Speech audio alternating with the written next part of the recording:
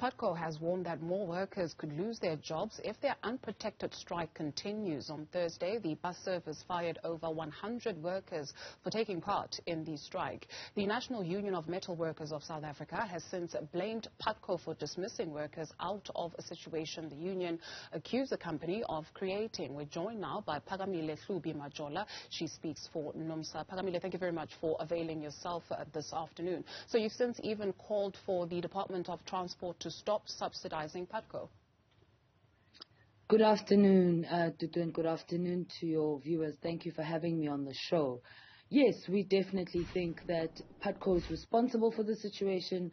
Putco is basically to blame in terms of the decisions that it's taken that have actually created this unacceptable crisis, and it is completely unfair that now, as a result of their greed, 105 workers have been dismissed just because Putco doesn't want to adhere to an order from the exemptions committee regarding paying these increases.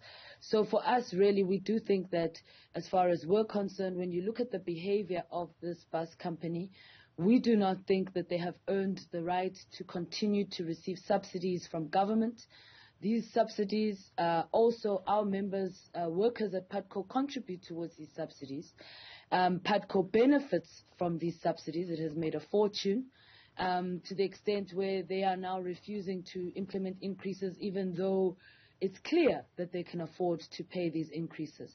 So we think that by virtue of that, the selfishness that it has demonstrated, benefiting from the state and not giving back to workers, it certainly does not deserve to be subsidized by the state until these increases that are due to workers are paid.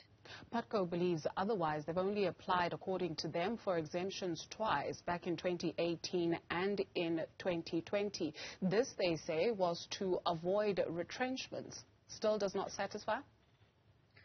In 2020, they were granted exemption on the basis that there was COVID. They then tried to go back again to apply for partial exemption in 2018. Yeah, it was in the year of just as COVID had begun. Now, part of why we are saying they should pay is because they applied for exemption in 2020. They were granted in the first round. But since then, there have been two other subsequent applications through the appeals process where Putco has lost, where its application for exemption was dismissed. The most recent of that took place in April of this year, where the commissioner found that on the basis that Putco management had rewarded itself, given itself a 7% increase, number one. Number two, one of the shareholders, the controlling shareholders who owns 49% of the company, received 60 million rand, that it was completely unfair that they could claim that they can't pay workers their 6% increase.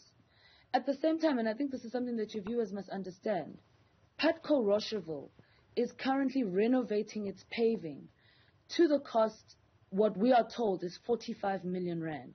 The cost of implementing a 6% increase is 38 million rand. So you have a scenario where this organization has got money, but it is taking deliberate decisions not to give workers their increases. The fact that the shareholder paid himself or received 60 million rand, which is, almost double what it would cost to just give workers a 6% increase, is completely unfair. And all we're saying is that they failed to prove that they couldn't afford. The exemptions committee at the Bus Passenger Council found that they could afford. Why do they not do exactly what has been ordered of them by the exemptions committee and pay workers? In so doing, it would end this crisis, and at the same time, it is the right thing to do. Pagamile, the spokesperson for Putco, Lindokuhle, believes you are being disingenuous, though, because you distanced yourselves from workers yesterday because, according to you, they did not listen to you as a union, and they did not comply with what it is that you were suggesting following yesterday's court order. Is there a point to be made there? I think Lindokuhle unfortunately misquoted me. At no point did NUMSA distance itself from workers. What we said in court in our submissions, and it remains true, is that this work stoppage is not sanctioned by the unions.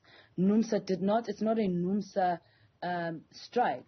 It is workers who on their own took a decision that they are going to stop working. And this is even what we submitted to court yesterday. And what we said to the court was that from the moment that members made it clear that they were going to embark on a work stoppage, we tried to convince them to go to work. And in fact, at the majority of depots, workers are working. In Tshwane, for example, workers are at work. But at the same time, whilst that is the situation, we fully understand why some workers have decided that this is why they are so angry. We understand why they are angry. We understand their frustration, because the reality is that they should not have to go through this route. They have been provoked into this action because Putco, instead of simply implementing what the Bus Passenger Exemptions Committee has ordered it to do, they are now abusing the court system. For example, they have now rushed back to the labor courts to try and appeal this, to use that platform to try and undo the decision of the Exemptions Committee.